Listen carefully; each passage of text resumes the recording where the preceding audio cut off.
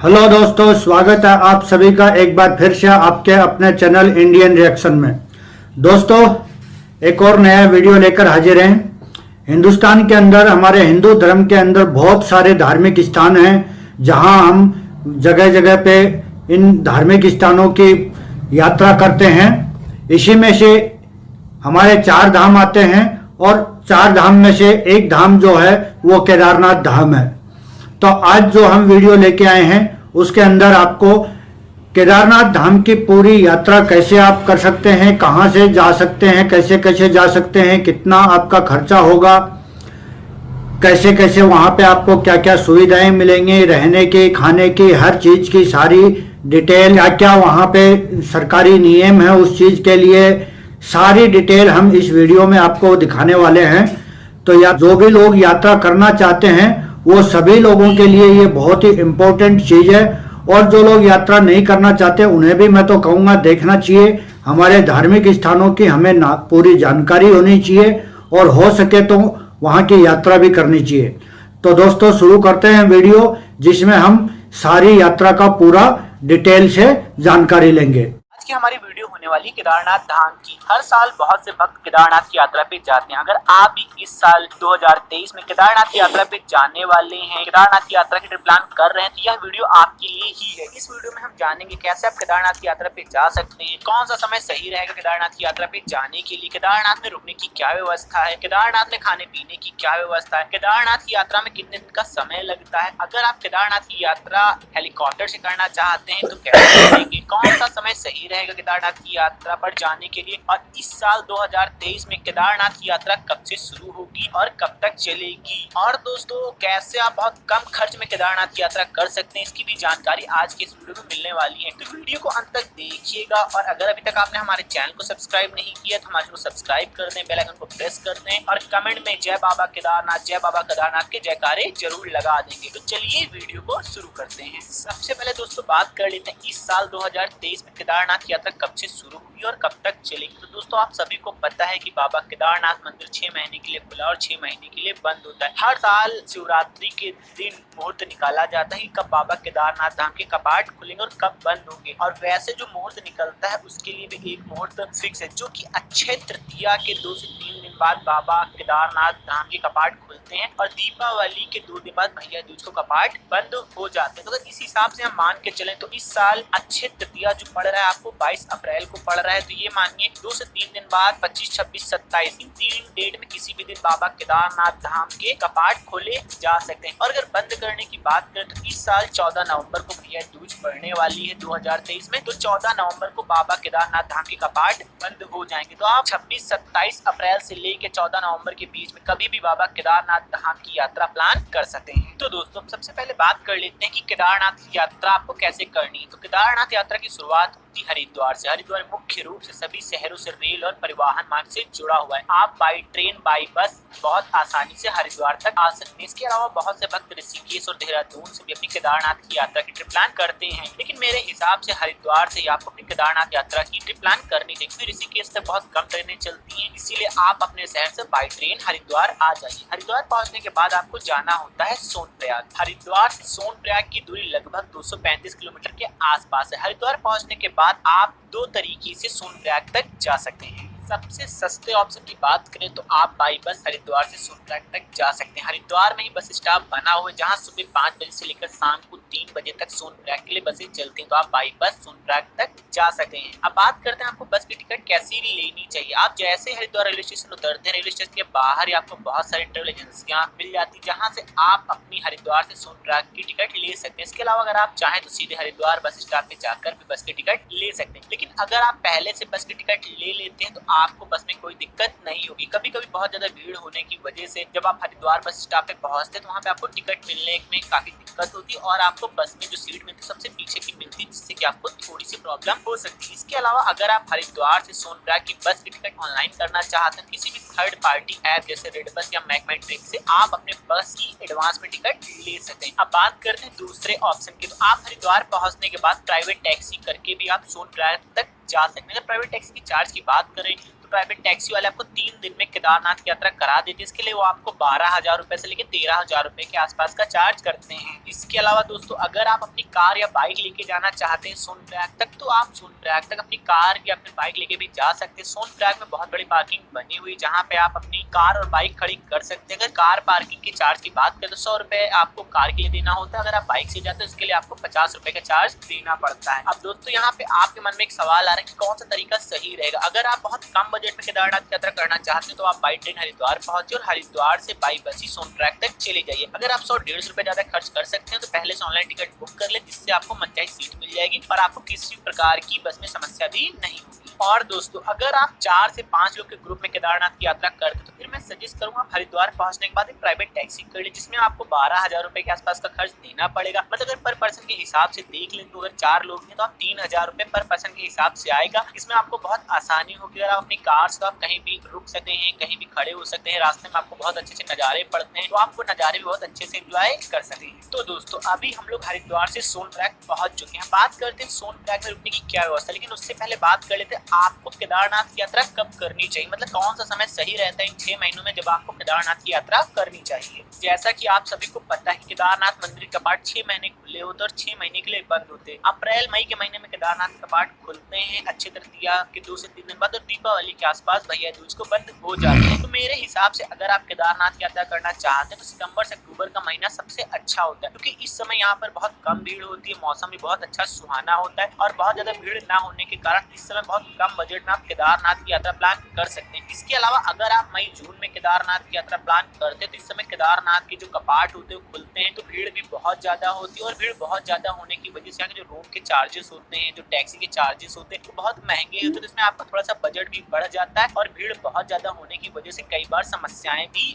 आ जाती है। इसीलिए मैं सजेस्ट करूंगा आप अपने केदारनाथ की यात्रा की ट्रिप प्लान करें वो सितंबर अक्टूबर के महीने में ही करें। इसके अलावा जुलाई अगस्त में केदारनाथ की यात्रा नहीं करनी चाहिए, क्योंकि इस समय मानसून का समय होता है। केदारनाथ में कभी भी बरसात होने लगती है, इसमें आपको केदारनाथ की जो ट्रिप है वो बिल्कुल भी मजा नहीं आने वाला है। इसलिए जुलाई अगस्त में आपको केदारनाथ की यात्रा की ट्रिप प्लान नहीं करनी चाहिए। सबसे अच्छा ऑप्शन है आप सितंबर अक्टूबर में बहुत आसानी से केदारनाथ की यात्रा की ट्रिप प्लान कर सकते हैं। लेकिन मैं एक बात यहाँ पे फिर बता दूं, कई बार रास्ते ब्लॉक हो जाते हैं सितंबर अक्टूबर में भी बरसात की वजह से, तो एकदम से कई बार केदारनाथ की जो यात्रा चलती एकदम से बहुत ज्यादा भीड़ हो जाती है, तो सितंबर अक्टूबर के महीने में भी कई बार आपको समस्याओं का सामना करना पड़ सकता है। ये यहाँ के वेदर और मौसम पे डिपेंड करता है। तो दोस्तों अभी हम लोग पहुंच चुके हैं सोनप्रयाग। अब सबसे पहले बात कर लेते हैं सोनप्रयाग में रुकने की क्या व्यवस्था है। तो सोनप्रयाग में बहुत सारे गेस्ट हाउस, होटल और लॉज बने हुए हैं, जिनका किराया अगर आप मई जून में जाते हैं तो 2,000 रुपए से लेकर 4,000 रुपए तक भी हो जाता है, और अगर आप सितंबर अक्टूबर में जाते हैं तो यही किराया 800 रुपए से लेकर 1,200 रुपए तक भी हो जाता है। मतलब सितंबर अक्टूबर में रूम सस्ते होते हैं और मई जून में रूम थोड़ा सा आपको महंगे मिलने वाले हैं। इसके अलावा दोस्तों अगर आप बहुत कम बजट में सोनप्रयाग में रुकना चाहते हैं तो वहाँ पे बहुत बड़ी बड़ी दुकानें बनी होती है, जिसमें 15-20 गद्दे पड़े होते हैं। इनमें पर गद्दे के हिसाब से आपको 300 रुपए में नाइट स्टे करने की व्यवस्था मिल जाती है। तो आप इन दुकानों में जाके पर गद्दे के हिसाब से भी नाइट स्टे कर सकते हैं। लेकिन यहाँ पे थोड़ी समस्या ये आती है, यहाँ पे आपका जो सामान होता है इसकी सिक्योरिटी आपको खुद ही करनी पड़ती है। तो अगर आप चाहें तो सोनप्रयाग में बहुत सारे क्लॉक रूम भी बने हुए हैं, आप अपना सारा सामान क्लॉक रूम में रख दीजिए, उसके बाद ही आप इन जो दुकानों में गद्दे मिलते हैं जिन्हें कि डोरमेट्री बोला जाता है, यहाँ जाके नाइट स्टे कर लीजिए। तो दोस्तों ये तो बात हो गई सोनप्रयाग में रुकने की क्या व्यवस्था है। हरिद्वार से आप अपनी यात्रा की शुरुआत करते हैं, सुबह सुबह हरिद्वार से निकलते हैं और शाम तक आप पहुंच जाते हैं सोनप्रयाग। सोनप्रयाग में पहुंचने के बाद आपको अपने बजट अनुसार रूम लेना है, नाइट स्टे कर लेना है। फिर दूसरे दिन आपको सुबह सुबह उठ के जाना होता है सबसे पहले सोनप्रयाग से गौरीकुंड। गौरीकुंड की जगह जहाँ से केदारनाथ मंदिर के लिए पैदल यात्रा की शुरुआत होती है। सोनप्रयाग से गौरीकुंड जाने के लिए वहाँ पे सूमो सफारी टाइप की प्राइवेट टैक्सियां चलती हैं, जिनमें आपको 50 रुपए प्रति व्यक्ति के हिसाब से देना होता है, जो आपको 15 से 20 मिनट में सोनप्रयाग से गौरीकुंड छोड़ देते हैं। अगर दूरी की बात करें तो सोनप्रयाग से गौरीकुंड की दूरी मात्र 5 किलोमीटर के आसपास है। गौरीकुंड तक आप किसी भी प्रकार का प्राइवेट व्हीकल्स लेके नहीं जा सकते, ना आप कार लेके जा सकते अपनी, ना आप बाइक लेके जा सकते हैं। सिर्फ वहाँ पे जो खुद उनकी जो टैक्सियां चलती हैं आप उसी से गौरीकुंड तक जा सकते हैं। तो दोस्तों अभी हम पहुंच चुके हैं गौरीकुंड। गौरीकुंड में ही गौरी माता का मंदिर बना हुआ है, जहाँ आपको दर्शन कर लेना, और यहीं पे गौरीकुंड भी बना हुआ जिसका पानी हमेशा गर्म रहता है। तो अगर आप चाहे तो इसमें स्नान भी कर सकते हैं। कहते हैं आप स्नान करने से आपके जितने भी चर्म रोग होते हैं, मतलब दांत, खाज, खुजली, वो समाप्त हो जाते हैं। यहीं से जो भक्त पैदल अपनी यात्रा करना चाहते हैं अपनी पैदल यात्रा की शुरुआत करते हैं, और जो भक्त पैदल यात्रा नहीं कर सकते उनको यहाँ पे घोड़े, खच्चर, पालकी की व्यवस्था भी मिल जाती है। अगर आप घोड़े खच्चर से जाना चाहते हैं तो इसके लिए आपको करीब 2750 रुपए का चार्ज देना होगा 2023 में। और अगर आप वापसी आते हैं बेस कैंप से गौरीकुंड तो इसके लिए आपको 1450 रुपए के आसपास का चार्ज देना होगा 2023 में। और अगर आपके साथ कोई बहुत ज्यादा बुजुर्ग है तो आप यहाँ पे पालकी की सुविधा भी ले सकते हैं, लेकिन इसके लिए आपको 8000 रुपए से लेकर 10,000 रुपए तक चार्ज देना पड़ता है। लेकिन मैं एक बात यहाँ पे आपको बता दूं, अगर भीड़ बहुत ज्यादा होती थी जो घोड़े खच्चर वालों का फिक्स रेट है 2750 रुपए, ये 4000 रुपए 5000 रुपए तक भी मांग लेते हैं, तो इसलिए आपको वहाँ पे बार्गेनिंग भी कर लेनी है। लेकिन दोस्तों हमको अपनी यात्रा बहुत कम बजट में करनी, इसलिए हम पैदल ही गौरीकुंड से केदारनाथ मंदिर तक चल रहे हैं। अगर गौरीकुंड से केदारनाथ मंदिर की दूरी की बात करें तो लगभग 19 किलोमीटर के आसपास है। लोग बोलते हैं 16 किलोमीटर, लेकिन एक्चुअल में जो आप देखेंगे वेबसाइट पे जाके सोनप्रयाग से मंदिर की दूरी वो लगभग 19 किलोमीटर के आसपास है। पहले का रास्ता 16 किलोमीटर का था, लेकिन जब 2013 में आपदा आई तो उसके बाद जो नया रास्ता बना वो थोड़ा सा लंबा रास्ता है। हम अपनी यात्रा पैदल ही कर रहे हैं। गौरीकुंड से जब आप पैदल यात्रा शुरू करते हैं तो आपको एक लाठी ले लेनी है। गौरीकुंड में बहुत सी दुकानें बनी जिसमें आपको 30 रुपए में लाठी मिल जाती है। लाठी लेकर जब आप अपनी पैदल यात्रा करते हैं तो आपको बहुत ही आसानी हो जाती है पैदल चढ़ाई चढ़ने में। और दोस्तों अगर आप अपनी केदारनाथ यात्रा बाई हेलीकॉप्टर करना चाहते हैं तो कैसे करेंगे इसके बारे में बात कर लेते हैं। तो केदारनाथ यात्रा में 3 जगह से हेलीकॉप्टर की सुविधा मुहैया कराई जाती है। सबसे पहले गुप्तकाशी से आपको हेलीकॉप्टर की सुविधा मुहैया कराई जाती है, जिसके लिए आपको 7750 रुपए अप और डाउन का चार्ज देना पड़ता है। दूसरा फाटा से केदारनाथ के लिए हेलीकॉप्टर की सुविधा उपलब्ध कराई जाती है, जिसके लिए आपको 4720 रुपए अप और डाउन का देना पड़ता है। और एक जगह पड़ती है सरसी से भी आपको केदारनाथ के लिए हेलीकॉप्टर की सुविधा प्रोवाइड कराई जाती है, जिसके लिए आपको 4680 रुपए के आसपास का चार्ज देना पड़ता है। तो दोस्तों अगर आप बाई हेलीकॉप्टर अपनी केदारनाथ यात्रा करना चाहते हैं उसके लिए आपको सोनप्रयाग जाने की जरूरत नहीं। आप जहां से आपको हेलीकॉप्टर से अपनी यात्रा करनी है, मतलब अगर आप फाटा से अपनी केदारनाथ की यात्रा करना चाहते हैं, गुप्तकाशी से अपनी हेलीकॉप्टर से यात्रा करना चाहते हैं तो आपको वहीं पे नाइट स्टे कर लेना है। दोनों ही जगह नाइट स्टे करने के लिए आपको 1000 रुपए से लेकर 1500 रुपए में रूम अवेलेबल हो जाते हैं। अब सबसे पहले बात आती है आपको टिकट कैसे लेनी। अगर आप पीक सीजन में जा रहे हैं तो मैं सजेस्ट करूंगा आप पहले से ही अपनी ऑनलाइन टिकट ले लें। ऑनलाइन टिकट लेने के लिए आपको इस वेबसाइट पे जाना होगा। इस वेबसाइट पे जाके आप पहले से अपनी ऑनलाइन टिकट की बुकिंग कर सकते हैं। ऑनलाइन टिकट की जो बुकिंग की डेट होती है लगभग 1 महीने पहले ही खुल जाती है। और इस बार सुनने में आ रहा है कि जो टिकट होंगे, मतलब पहले अगर आप टिकट ले लेते हैं ऑनलाइन तो आपको कम पैसे देने होंगे। अगर आप अटेंडम में जाके तुरंत में टिकट लेते हैं तो इसके लिए आपको ज्यादा पैसे भी देने पड़ सकते हैं। इसके अलावा फाटा और गुप्तकाशी में ऑफलाइन तरीके से पहुंचने के बाद भी आप टिकट ले सकते हैं। अगर भीड़ कम है तो आपको आसानी से टिकट मिल जाएगा। अगर भीड़ ज्यादा है तो इसके लिए आपको एक नाइट का एक्स्ट्रा स्टे भी करना पड़ सकता है। तो दोस्तों हम लोग अपनी यात्रा पैदल ही कर रहे थे। पैदल जब आप अपनी यात्रा की शुरुआत करते हैं रास्ते पर आपको तरह तरह के प्राकृतिक दृश्य देखने को मिलते हैं। रास्ते पर आपको कई जगह झरने देखने को मिलते हैं। झरनों का जल बिल्कुल पीने योग्य है, तो आप इन झरनों का पानी भी पी सकते हैं। और इसके अलावा मैं आपको एक चीज बता दूं, रास्ते में आपको कई जगह नेटवर्क की असुविधा देखने को मिलेगी, जिसके लिए आपको जगह जगह पे वाईफाई की सुविधा भी देखने को मिल जाएगी। और दोस्तों पूरे रास्ते पर आपको जगह जगह खाने पीने की सुविधा भी मिल जाएगी। जगह जगह आपको मैगी, आलू का पराठा करीब 50 रुपए, मैगी आपको 50 रुपए, यही सब आपको रास्ते पर देखने को मिलेगा। खाने पीने के लिए बहुत अच्छी व्यवस्था आपको देखने को नहीं मिलेगी। छोटे छोटे होटल मिलेंगे जहाँ आप यही सब चीजें खा सकते हैं। तो दोस्तों आप सुबह सुबह अपनी केदारनाथ यात्रा की पैदल शुरुआत करिए। शाम तक आप पहुंच जाएंगे बेस कैंप। बेस कैंप वही जगह जहाँ पे केदारनाथ हाईवे सभी भक्तों को रुकने की व्यवस्था की जाती है। बेस कैंप से मंदिर की दूरी मात्र 1 किलोमीटर के आसपास की ही बचती है। सबसे पहले बात कर लेते हैं बेस कैंप में रुकने की क्या व्यवस्था और वहाँ पे खाने पीने की क्या व्यवस्था है। तो दोस्तों बेस कैंप में ही आपको बहुत सारे टेंट लगे हुए मिल जाते हैं, जिनका किराया पर पर्सन के हिसाब से 400 रुपए के आसपास लिया जाता है। लेकिन अगर भीड़ बहुत ज्यादा होती है तो इसमें आपको 800 रुपए तक भी देने पड़ सकते हैं। मतलब अगर आप सितंबर अक्टूबर में जाएंगे तो 400 रुपए में आप नाइट स्टे कर सकते हैं। अगर आप मई जून में जाते हैं तो 800 रुपए 1000 रुपए तक भी आपको देने पड़ सकते हैं। इसके अलावा दोस्तों यहाँ पर गढ़वाल मंडल निगम लिमिटेड, जिसे कि GMVN बोलते हैं, इनके भी गेस्ट हाउस बने हुए जिनमें आप नाइट स्टे कर सकते हैं। यहाँ पे टोटल GMVN के 3 गेस्ट हाउस बने हुए जिनका नाम है Nandi complex first, Nandi complex second, Swargarohini complex. अगर इनके चार्ज की बात करें तो नंदी कॉम्प्लेक्स में रुकना चाहते हैं तो इसके लिए आपको 800 रुपए पर बेड के हिसाब से देना होता है। लेकिन ये जो बेड होता है आपको बेड पे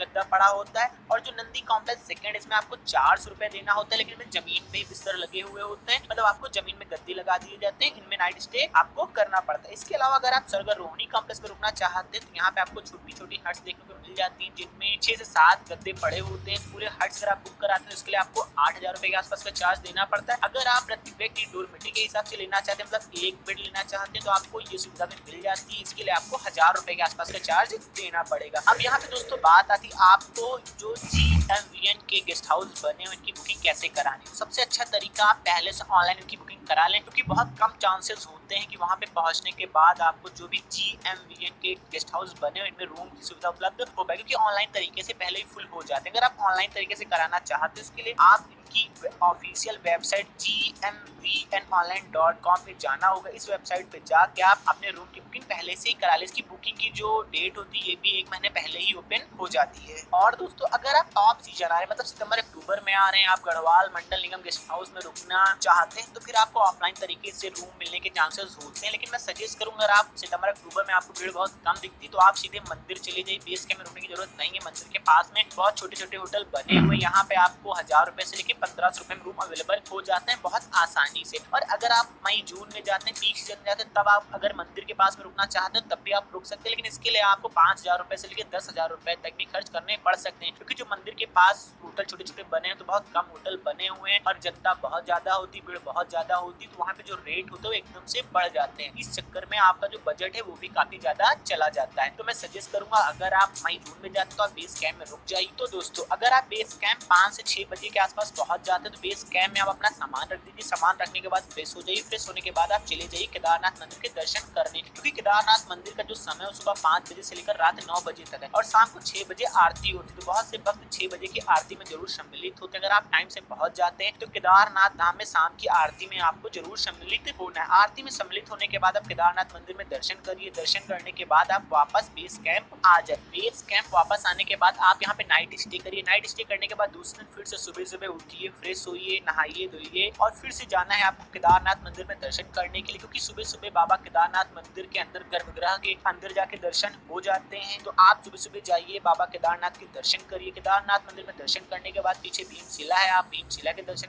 कर सकते हैं। उसके बाद वहीं से 1 किलोमीटर ऊपर ट्रैकिंग करके भैरव बाबा का मंदिर बना है, तो आप भैरव बाबा के दर्शन भी कर सकते हैं। अब यहाँ पे बात करते हैं कि केदारनाथ मंदिर में चढ़ाने के लिए आपको प्रसाद कैसे मिलेगा। तो वहाँ पे आपको बहुत सारी दुकानें देखने को मिल जाती है, जिनमें आपको 151, 251, 500 रुपए का प्रसाद मिल जाता है। लेकिन आपको यहाँ पे बहुत महंगा प्रसाद लेने की जरूरत नहीं, क्योंकि प्रसाद में बहुत ज्यादा चीजें नहीं देते हैं, सिर्फ पैसे आपसे बहुत लेते हैं, देते ही कुछ नहीं। तो आप 101 वाला ही प्रसाद लीजिए और आप आराम से जाके बाबा केदारनाथ के दर्शन करिए। अब यहाँ पे बात आती है कितना समय लगेगा। अगर आप मई जून में बाबा केदारनाथ के दर्शन करने गए हैं तो लाइन लंबी हो सकती है, जिसमें आपको 4 से 5 घंटे का भी समय लग जाता है। और अगर आप सितंबर अक्टूबर में जाते हैं, भीड़ कम है, तो आप बहुत कम समय में मतलब आधे से 1 घंटे में केदारनाथ मंदिर के अंदर जाके दर्शन कर सकते हैं। तो दोस्तों यहाँ पे एक बात आती है कि आपको केदारनाथ की यात्रा कितने दिन की ट्रिप प्लान करनी चाहिए। तो हरिद्वार पहुंचने के बाद आपको हरिद्वार से केदारनाथ मंदिर के दर्शन करने के बाद वापस हरिद्वार आने में 5 दिन का समय लग जाता है। तो आप अपनी केदारनाथ की यात्रा 5 दिन की ट्रिप प्लान कर सकते हैं। और अगर आप कार से अपनी ट्रिप प्लान कर रहे हैं तो इसके लिए भी आपको 4 दिन की ट्रिप प्लान करनी पड़ेगी। अब दोस्तों मैं बात कर लेते हैं केदारनाथ मंदिर के आसपास आपको खाने की क्या व्यवस्था मिलने वाली। तो केदारनाथ मंदिर के आसपास आपको 100 रुपए से लेकर 200 रुपए में भरपेट खाना खाने को मिल जाता है। ये डिपेंड करता है भीड़ कितनी ज्यादा है। यहाँ पे भी आपको थाल सिस्टम देखने को मिलेगा। यहाँ पे आपको दाल चावल सब्जी रोटी यही खाना देखने को मिलेगा। इससे अच्छा खाना आपको यहाँ पे नहीं मिलने वाला है। तो दोस्तों अब यहाँ पे बात आती है केदारनाथ यात्रा पे आपका कितना खर्च आने वाला है। तो ये मैंने 2 भागों में बांट दिया। अगर आप केदारनाथ की यात्रा जाते हैं बाई ट्रेन जाते हैं, फिर बस से सोनप्रयाग जाते हैं, फिर आगे पैदल यात्रा करते हैं, तो इसमें आपका जो खर्च आने वाला है वो 4000 रुपए से 5000 रुपए के आसपास आने वाला है। और अगर आप हरिद्वार पहुंचने के बाद 4 लोग हैं, प्राइवेट टैक्सी से अपने केदारनाथ की यात्रा करते हैं, तो इसमें आपका पर पर्सन के हिसाब से 7000 रुपए से 8000 रुपए के आसपास का खर्च आने वाला है। इस खर्च में आपका आना जाना खाना रहने का खर्च इंक्लूड है। बाकी आपकी खरीदारी जो करते हैं इसका खर्च इसमें जोड़ा नहीं गया है। और कई बार ये खर्च बहुत ज्यादा भी हो जाता है। अगर बहुत ज्यादा भीड़ है तो आपको रूम का जो चार्ज है वो बहुत ज्यादा देना पड़ जाता है और टैक्सी का चार्ज भी बहुत ज्यादा देना पड़ जाता है, तो इसलिए चार्ज ज्यादा भी हो सकता है। और अगर आप हेलीकॉप्टर से अपनी यात्रा करते हैं तो अपनी पर पर्सन के हिसाब से 10,000 रुपए खर्च आ जाएगा, क्योंकि 5 से 6,000 रुपए आपका टिकट हो जाएगा और वहां तक जाने आने का 4,000 रुपए पर पर्सन के हिसाब से खर्च आ ही जाता है। और अगर आप पैदल यात्रा नहीं करते हैं, घोड़े खच्चर से करते हैं, तो फिर आपके जो खर्च है उसमें घोड़े खच्चर का खर्च भी जुड़ जाता है। तो दोस्तों आज की वीडियो में बस इतना ही। कैसा लगा आज का हमारा ये वीडियो कमेंट में कमेंट जरूर